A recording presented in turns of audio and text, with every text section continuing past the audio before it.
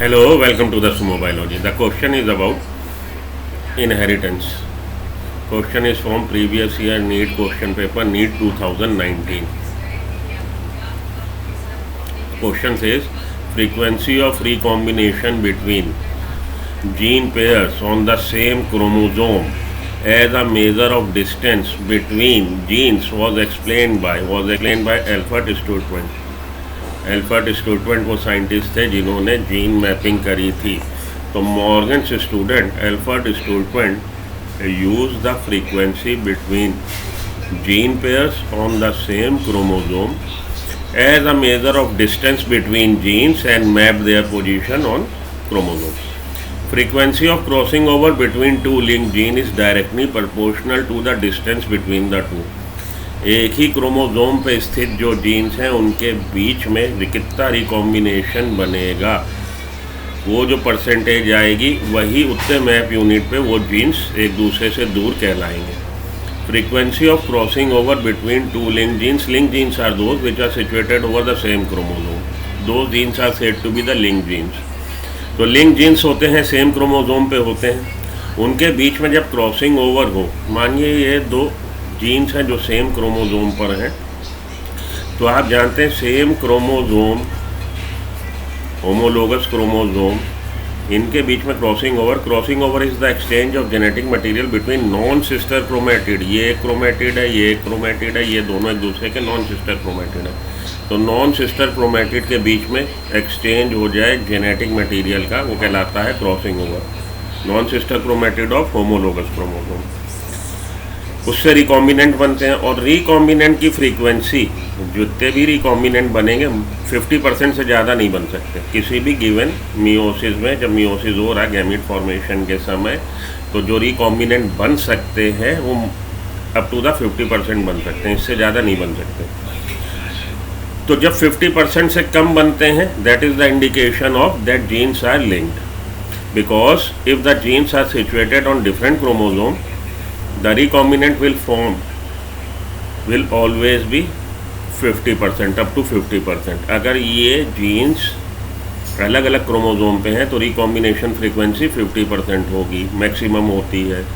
और अगर ये जीन्स सेम क्रोमोसोम पे हैं तो ये 50% से कम हो जाएगी. If the recombination frequency is less than 50, then it is indicative that genes are link genes and situated over the same chromosome. कि जीन्स एक ही क्रोमोसोम पे हैं, लिंक्ड हैं. अब उनके बीच में crossing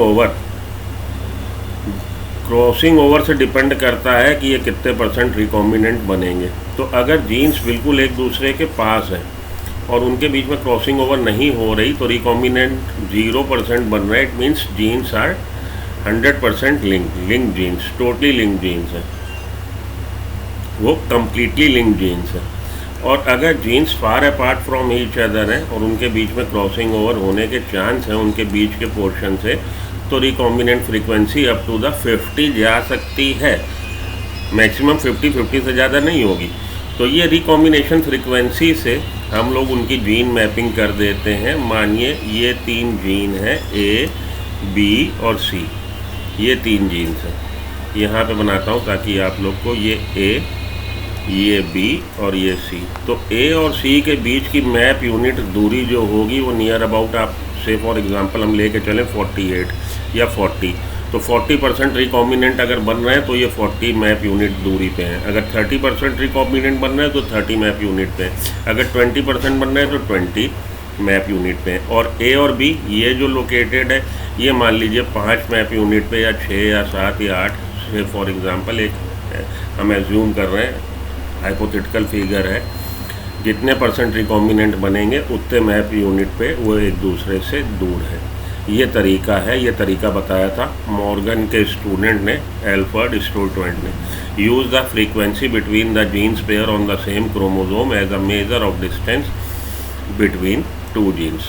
frequency of crossing over between two link genes is directly proportional to the distance between the two. जितना ज़्यादा डिस्टेंस होगा उतनी ज़्यादा फ्रीक्वेंसी होगी रिकॉम्बिनेंट बनने की. 1% recombination is considered as equal to 1 centimorgan. अगर हम कहें कि दो जीन्स एक दूसरे से 1 मैप यूनिट पे हैं या 1 सेंटीमॉर्गन डिस्टेंस पे हैं, it means that recombination frequency between the two is 1%। 1% recombination frequency वो दिखा रहे हैं, तो हम बोलेंगे कि वो 1 मैप यूनिट की डिस्टेंस पे एक दूसरे से हैं, या 1 centimorgan. 100% crossing over termed as morgan, and 10% अगर क्रॉसिंग ओवर दिखा रहे हैं तो हम बोलेंगे 10 मैप यूनिट पे हैं एक दूसरे से, उनका डिस्टेंस 10 मैप यूनिट है या डेसी मॉर्गन है। तो ये तरीका है, और इसका आपके सवाल का जवाब, ये जो क्वेश्चन 2000 हम लोग का 19 में आया है, तो ये रिकॉम्बिनेशन का आपका नापने का तरीका, और उसकी सहायता से हम लोग मैपिंग कर सकते हैं जीन्स की। तो 2019 का क्वेश्चन है, और इसी से रिलेटेड क्वेश्चन आपको इस बार मिल सकता है। मैप यूनिट तरीका आपको समझ में आ गया होगा कैसे हम लोग करते हैं, और इसको किसने ईजाद किया था, किसने बताया था। I hope it answers the question. Thank you.